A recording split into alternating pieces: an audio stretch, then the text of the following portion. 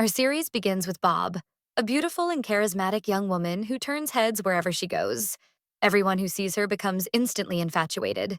One day, she attends an illegal boxing match, and her eyes fall on one of the fighters named Chan. She tells the event organizer that she wants to meet Chan after the fight. He laughs and says, "How am I supposed to arrange that? Should I force him to meet you?" She replies confidently, "Just make it happen," then goes upstairs to rest for a while. After Chan wins the match, the organizer tells him to go upstairs to collect his prize. When he gets there, he finds Bob standing with her back to him. Thinking she's the one holding the reward money, he politely asks for it. But when she turns around, he's shocked. Not because of her beauty like everyone else, but because he knows her. It turns out that they were lovers in the past, but she suddenly disappeared from his life. Bob calmly tells him, "Let's forget the past and start fresh. I have an offer you can't refuse." She then proposes a 3-month marriage, offering him a huge dowry. However, Chan refuses angrily and throws her out. The next day, she goes to his place and insists again. She wants to marry him for only 3 months, and during that time, she must get pregnant and give birth to an heir for her family. But suddenly, 2 kids appear and call her mom. Chan is stunned. How can she want to have an heir when she already has 2 children?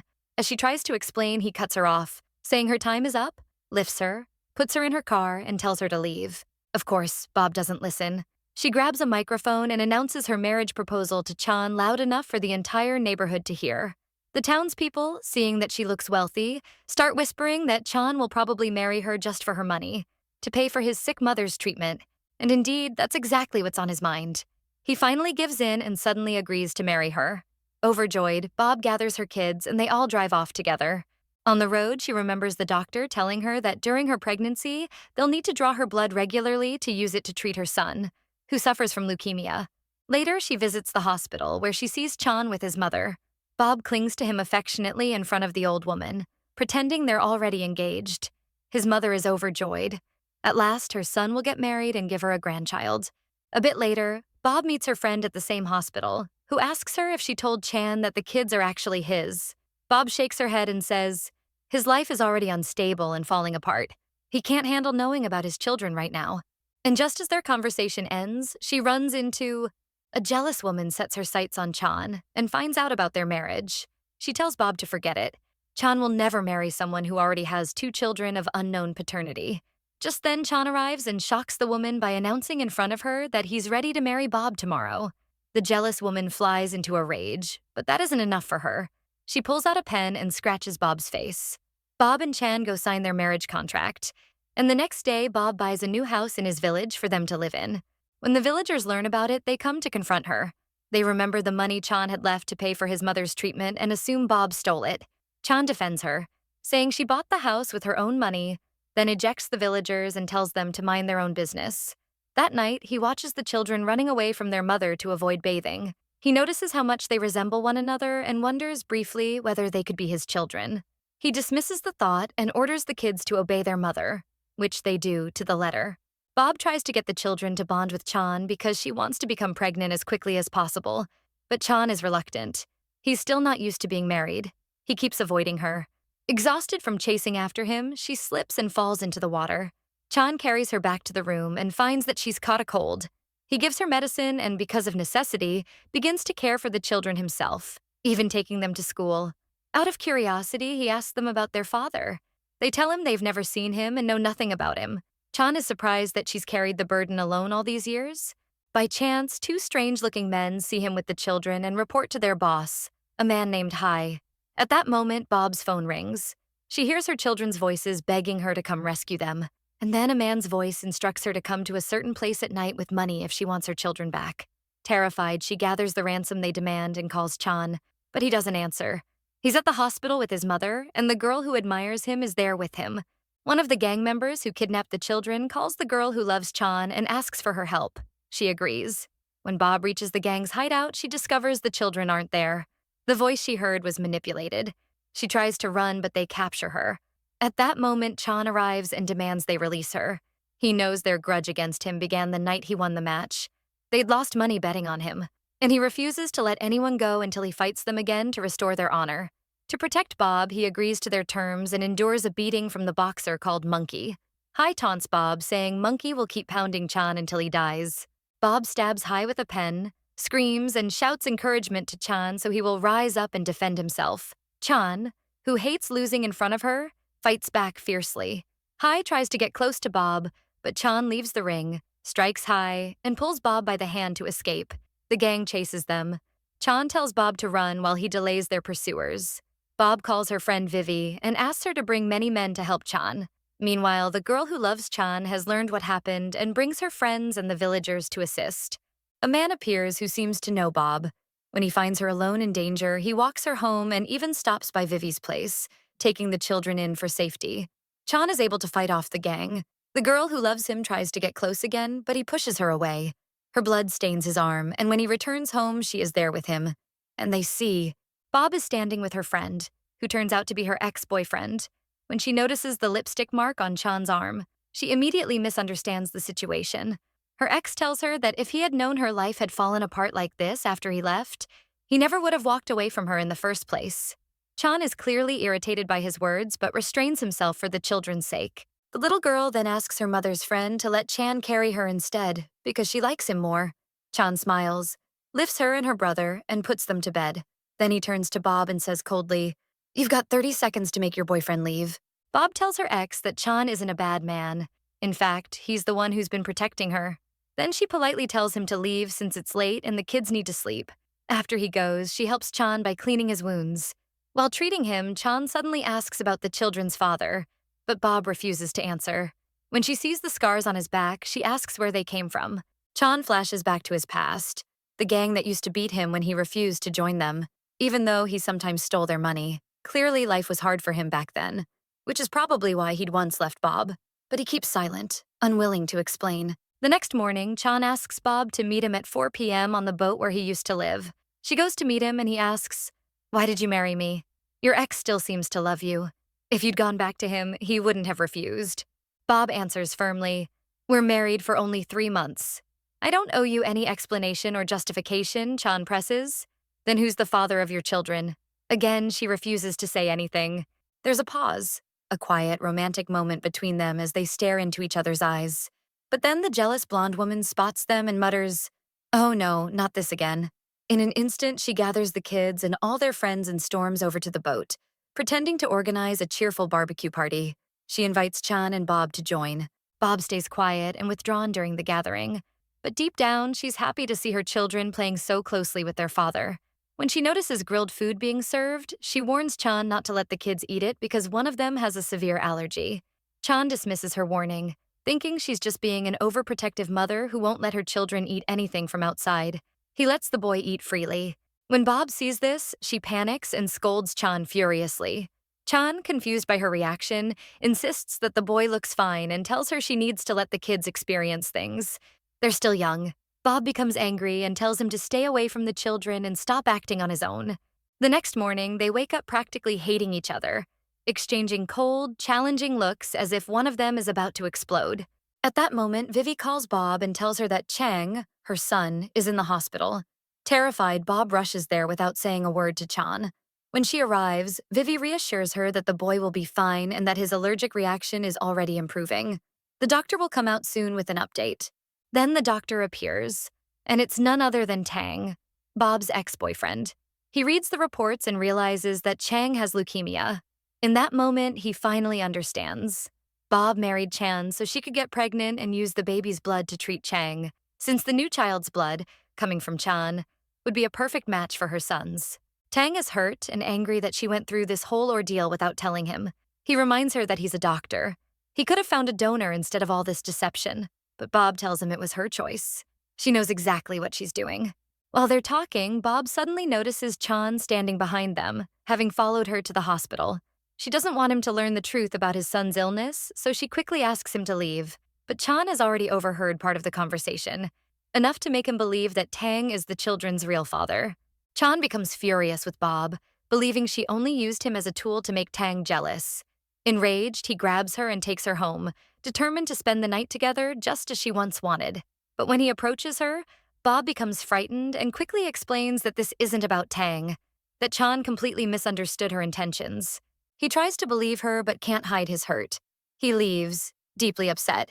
The next day, one of the neighbors tells him that Chang is in the hospital, sick again. Realizing Bob hadn't lied, that she'd gone to see her son, not Tang, he rushes to the hospital. He checks on the boy, apologizes to him for being the cause of the allergic reaction, then quietly slips away before Bob notices him. As he walks home, sadness overwhelms him. Meanwhile, Bob's family finds out she has returned from abroad with 2 children, born 5 years ago, bringing what they see as shame to the family name. Her father orders her brother to bring her back home. The brother sends someone to spy on her, discovering that she's married to Chan, a man he despises since they're both boxers and rivals who have long hated each other. The brother confronts Chan, hinting that he should send Bob back home, but Chan doesn't understand the hidden message. He doesn't even know this man is her brother. Thinking he might hurt Bob, Chan becomes protective and hurries home, telling her to come back tomorrow because they need to talk about something important. The next day, he tells her that their contract is over and starts packing her clothes for her to leave. Bob stands there, confused and heartbroken, not knowing what to do, until Chan's mother is discharged from the hospital and visits them. She's thrilled that her son is married and instantly likes Bob, but she wishes they'd hold a proper wedding ceremony that she can attend. Bob immediately seizes the opportunity and says cheerfully, "Then let's do it." She calls Vivi and asks her to prepare everything. The wedding will be tomorrow. Chan can't say a word in front of his mother, so he just goes along with it. Preparations begin right away. Vivi picks up the kids from school and introduces them to their grandmother, who adores them because they look so much like Chan. On the wedding day, Bob wears a beautiful red dress, stunning everyone, even Chan, who tries to hide his admiration. They go through all the traditional marriage rituals. Chan's mother gives Bob the family bracelet and a watch, symbols of acceptance. When the wedding ends, Chan takes Bob home, and that night they finally sleep together, this time willingly out of mutual affection. The next morning, both wake up shy and blushing. Chan, trying to stay composed, tells her that in 3 days their contract will end and the marriage will be annulled. Later, Bob meets her friend Vivi, visibly upset. Vivi immediately realizes what's going on. Bob has fallen back in love with Chan and doesn't want the marriage to end. Bob denies it shyly, embarrassed to admit her feelings. Meanwhile, Chan visits Tang at the hospital and bluntly asks why he and Bob broke up.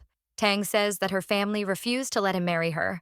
Chan smirks, mocking him for his weakness, which angers Tang. He punches Chan, but Chan doesn't fight back. They're in a hospital after all. He simply walks away. On her way home, Bob is suddenly stopped and threatened by a strange man. Frightened, she uses a stun gun to defend herself, and the man runs off. Chan sees this happen, rushes to her side, and escorts her home safely.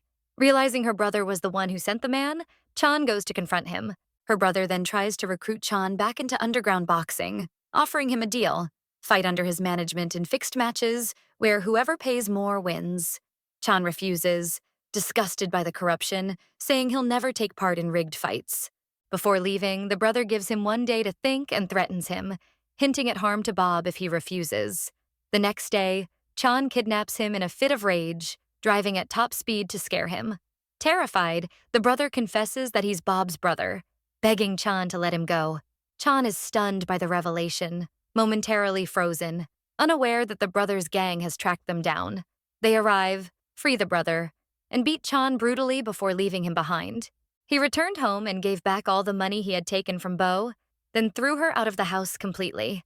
She was heartbroken and the next day took the children and left. Meanwhile, Chen met with his friend and handed him money for his mother's treatment, asking him to take care of her while he was away.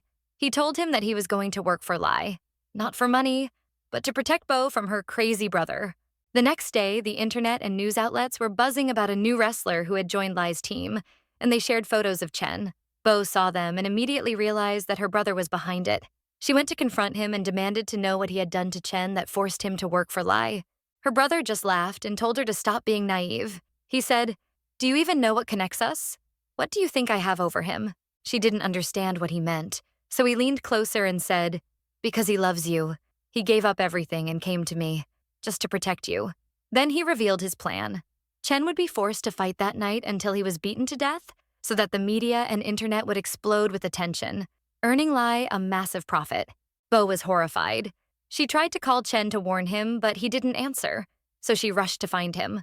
At that moment, Tang called her and told her she was pregnant, saying there was no reason for her to stay with Chen anymore. But Bo firmly said she wasn't leaving him. She would stay by his side. Tang was deeply hurt by her words. When Bo arrived at the fight, She saw Chen lying on the ground, brutally beaten. She cried out for him to get up, but he couldn't. All he wanted was to hold her hand. She couldn't take it anymore. She stopped the match and dragged him out. Back home, Chen was in terrible pain, and Bo took care of him. He asked if she came to the match because she was worried about him, but she didn't answer. Exhausted, he fell asleep. The next morning, he woke up and didn't find her beside him, or anywhere in the house. He thought she had left him, but it turned out she was outside, chasing a chicken she couldn't catch. When he saw her, he asked what she was doing. She said she wanted to make him chicken soup because he was sick, but it was her first time catching a chicken. He helped her, and then gently asked why she came to the fight yesterday. She finally said, "Because I was scared for you." His heart softened. He apologized and they reconciled, but this time it was clear they truly loved each other, not because of the contract. Later, he went out hunting, feeling happy for the first time in a while. But when he was late coming back, Bo grew worried that something had happened to him and went out searching, even though she could have just called. A while later, Chen came home and didn't find her, thinking she had left again. Then he heard her voice shouting his name through the storm. He rushed out, found her soaked and trembling, reassured her that he was fine, carried her back inside, and held her close. The next day, Tang was furious and jealous that Bo still refused to leave Chen. He went to the village and threw a note in front of Wei Li saying that Bo was not pregnant. Meanwhile, Lai's father scolded him harshly for what he had done, for exploiting Chen, and said he was worthless, that Bo was 100 times better than him.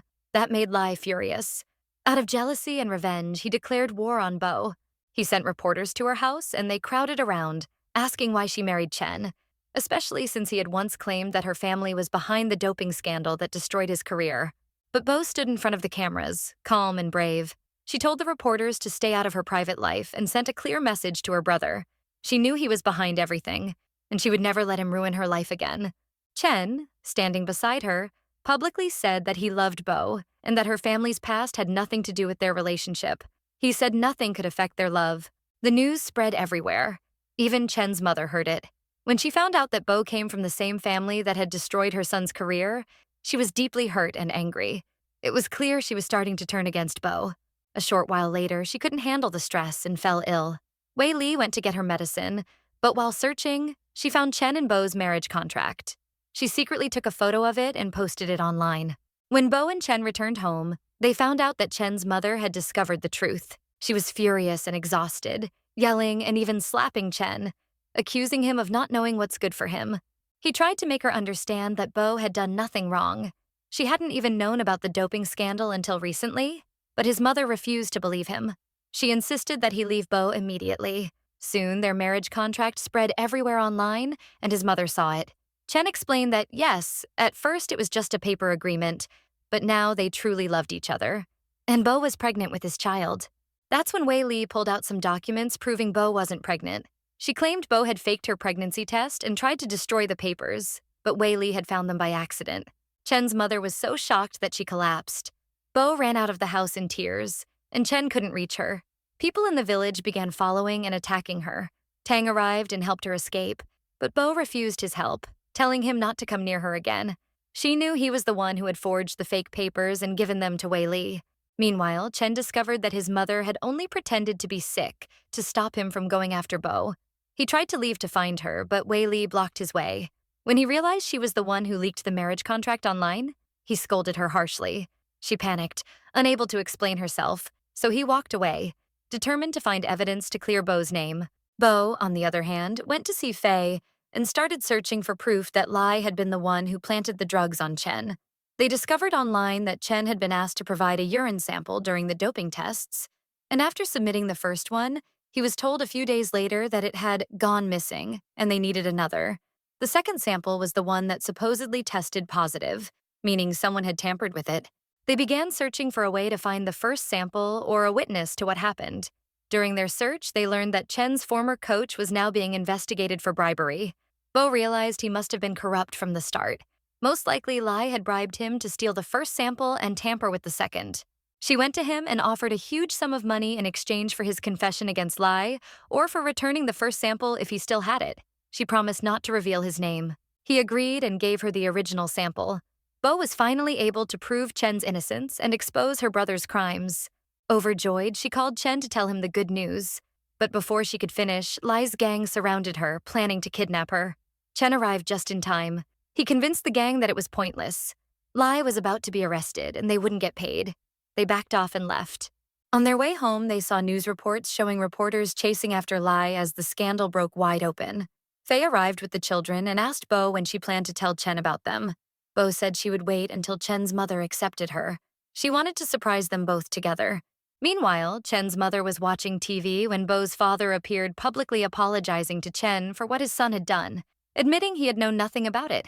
But Chen's mother couldn't feel happy about her son's name being cleared. The moment she saw Bo's father on screen, she snapped. Memories flooded back. She remembered the day her husband left for work years ago, and she told him she didn't trust his business partner, Bo's father.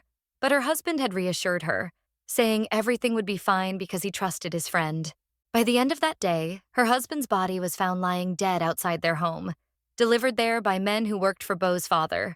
That's why when Chen's mother saw Bo, she lost control and hit her violently before collapsing again. They rushed her to the hospital. The doctor came out and said her condition was critical, and that the only specialist who could help her was Dr. Joe. But no one knew where he had been for a long time. Bo suddenly remembered that Dr. Joe used to be one of her father's closest friends. She ran to her father's house, begging him to contact Dr. Joe to save Chen's mother. Her father's wife came to the door and tried to throw Bo out, but Bo forced her way in. Tang was also there visiting her father, but when he heard Bo's voice, he quietly left. Bo fell to her knees, pleading with her father to get in touch with Dr. Joe and convince him to treat Chen's mother. Chen is told by his mother that she's been feeling exhausted because of all the news and rumors spreading about her son, things that had nothing to do with him. She says helping her is the least he could do, but he refuses to help because he's still deeply upset with her. He throws her out of the house, and she ends up sitting outside crying in the rain until she catches a cold. Later, Dr. Joe arrives at the hospital, brought there by Wei Li, who tells Chen that she was the one who contacted him. At first, Chen doesn't believe her. He assumes his father must have called the doctor, but eventually he thanks her anyway, not wanting to seem rude. The doctor comes out after a while and tells Chen that the surgery went well, and his mother is recovering. Relieved, Chen doesn't notice his phone constantly ringing. It's Fei trying to reach him to tell him that Bo is at her place, very sick, and Tang is there with her. She begs Chen to come quickly, but when he doesn't answer, she sends a message. As soon as he sees it, he rushes out immediately, finds Tang, and stays by Bo's side all night. The next day, he goes to see his mother, with Wei Li by her side. His mother asks him to thank Wei Li and repay her kindness. He asks what would make her happy, and Wei Li shamelessly says she loves him and wants to be with him. His mother even agrees, urging him to leave Bo and marry Wei Li instead. Chen steps outside to speak with Wei Li privately and tells her to get such ideas out of her head, that he loves Bo and will never leave her. Wei Li gets upset and suddenly hugs him against his will. Just then, Bo sees them together. But instead of reacting angrily, she calmly tells Wei Li that she knows she's only doing this to try and separate them, yet she trusts Chen completely and won't believe anything she sees. Chen feels guilty and explains that it was Wei Li who brought Dr. Joe to help his mother, and he wanted to find a way to repay her kindness, leaving it for Bo to decide. Then he goes back inside to check on his mother. When Bo returns home, she finds her father waiting. He tells her that he granted her request. He contacted Dr. Joe and had Chen's mother treated, but now he wants her to return the favor and obey him. She agrees, but first calls Dr. Joe to confirm whether it was indeed her father who called him, not Wei Li. When Dr. Joe confirms it was her father, she feels relieved and agrees to his request to merge her company with his. She knows he only wants that because he misses her and wants her close. The next day, Wei Li, who works at Bo's father's company, is at work when Bo suddenly shows up and slaps her hard in front of everyone for what she did to Chen. Wei Li, furious, threatens to have Bo fired, but Bo just laughs and refuses to say that she's now her boss. Wei Li arrogantly insists that she's Mr. Deng's favorite employee and warns that if he finds out what Bo just did, he won't just fire her. He'll have her arrested. Bo challenges her, saying, "Then call him and let's see." Wei Li calls Mr. Deng, but he hangs up on her twice in a row. Embarrassed, one of her co-workers quickly covers for her, saying he must be in a meeting. Bo then calls Mr. Deng from her own number, and the moment he sees her name, he answers right away and rushes over.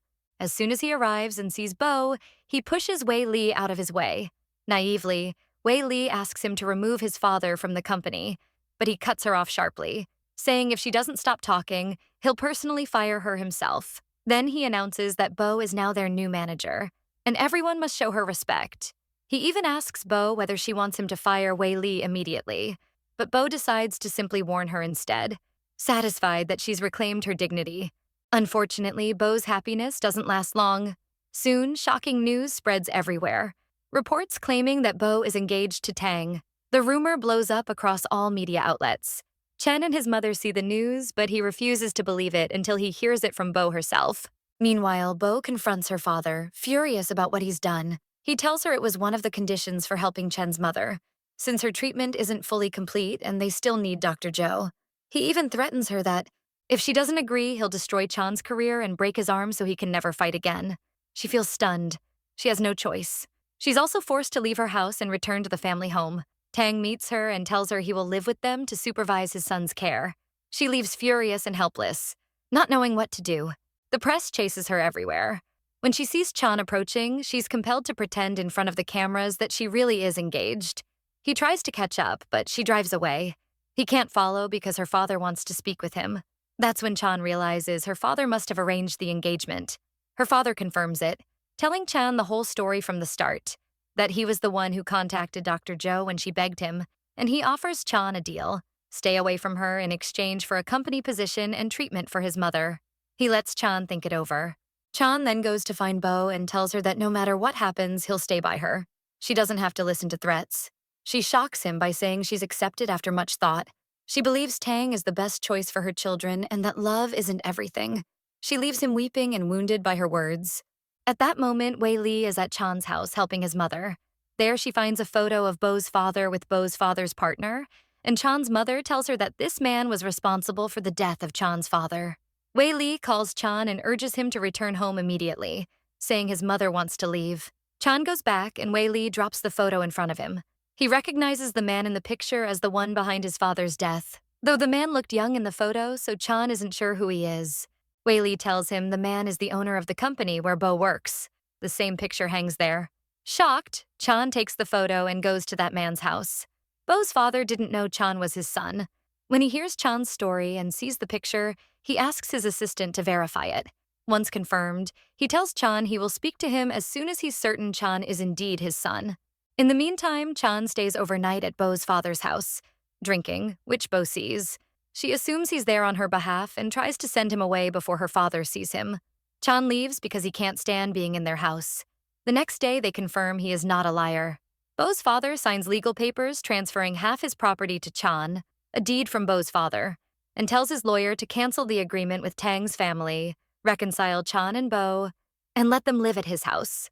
He leaves Chan to think it over. But Tang overhears this entire plan. He sneaks into Bo's father's house and hands the father some medicine, slipping another drug into the water, then leaves. He meets Chan on the stairs. Chan goes to see Bo's father and finds him unwell. When the father admits he was the cause of Chan's father's death, Chan grabs him by his clothes in fury. The man grows faint and collapses before he can sign the papers. Bo, Tang, and others see the documents fall from the man's pocket. In shock, Bo screams that her father has just signed away half their property. They struggle to help the dying man and rush him to the hospital. Bo blames Chan and thinks he is the reason her father fell ill. The man falls into a coma. Chan, distraught at her accusations, leaves, convinced Tang must be behind this because he acted strangely on the stairs. That night, Chan gathers men and storms to Bo's father's house, declaring it his home and ordering everyone but Bo to leave. She's still his wife. He posts guards on Bo's father's room. When the father's wife enters, Chan pushes her down and snarls at her. "If you open your mouth, I'll do to you what I want, you viper," and orders the guards to move the wife's belongings into his wife's room. He drags her up to the room in front of Tang. Tang is upset and has the little girl knock on their door. She tells them her brother is sick. When they rush in to check, they find him fine. The children are overjoyed to see Chan and play with him. She returns to her room and Tang approaches her, saying, "After your father's collapse, the company could fall apart. But if I marry you, I'll have the means to help." She tells him plainly that marriage must be based on love, and she does not love him.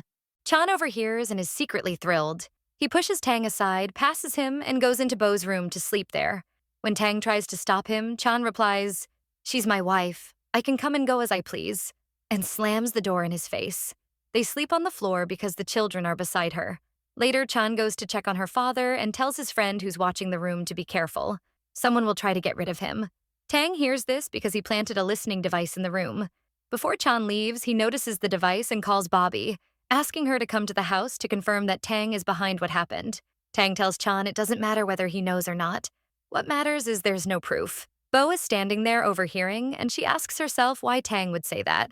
She senses something is wrong. She goes to meet the lawyer, who tells her that when he last met her father, he asked him to complete the property transfer paperwork because it was Chan's right.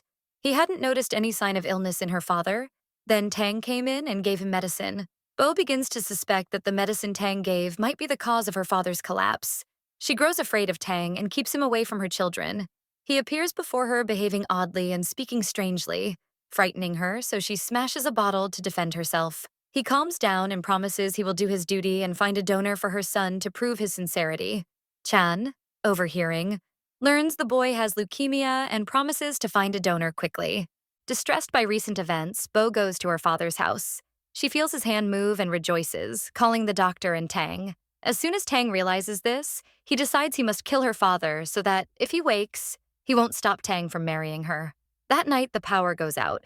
Chan goes and shows Tang the device. Tang is pulled away and taken up to her father's room. He forces her into the car and tells her everything Tang said in the room. She realizes Tang is behind all the schemes, and also that he convinced her father to arrange the engagement. She confronts Tang, stabbing him with a pen and telling him she never loved him. Even at the start, she used him to exploit him. She vows to report him to the police and hopes never to see his face again. She thanks Chan for exposing Tang. At that moment, someone calls to tell her they've found a donor for her son, and she finds out Chan is the one who arranged it. Overjoyed, she rushes with her child to the hospital.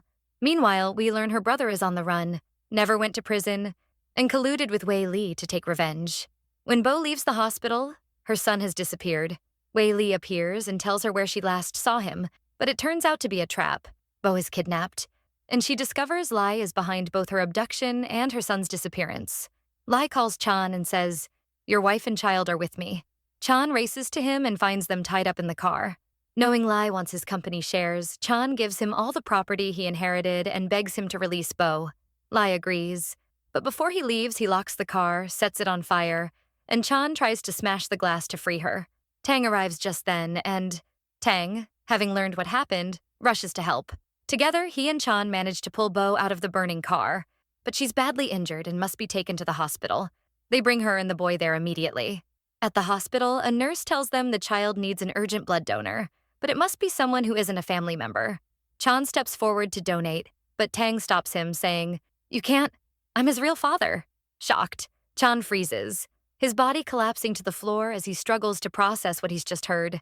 Wei Li approaches him, apologizing tearfully, but Chan tells her to leave. He can't bear to see her face. Racked with guilt, Wei Li later calls the police and turns herself in. Meanwhile, Bo comes out of surgery safely. Chan sits by her side, promising to make it up to her and to their children for all the lost years they lived apart. She's overwhelmed with joy and relief that he finally knows the truth, the weight lifting off her shoulders. About a week later, Bo's father awakens from his coma. The first thing he does is visit Chan's mother. He apologizes deeply, explaining that years ago, Chan's father, his best friend, sacrificed his life to save him during an accident. He had fallen into a coma afterward, and everyone mistakenly believed he was responsible for his friend's death. When he woke, he searched for the family to tell them the truth and make things right, but they had already moved away. Chan's mother is moved to tears by his confession. She forgives him completely and invites him and Bo to dinner, finally bringing peace between the two families. Days later, Chan decides to return to his passion, boxing. He enters a championship tournament and the big day arrives. The crowd roars as Bo, their children, and all his friends cheer from the stands.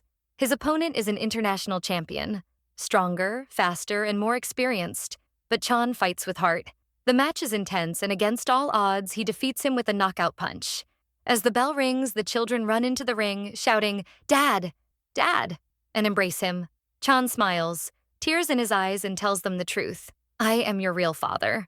The kids are ecstatic, jumping into his arms. Right there in the ring, in front of everyone, he kneels and proposes to Bo again, this time officially. 2 days later, she appears in her wedding dress, holding a phone, joyfully calling the villagers to announce, "Today, Chan and I are getting married." The whole town celebrates. Their wedding goes beautifully, filled with laughter, tears, and love. And just like that, their story comes to a heartwarming end, the end of the series.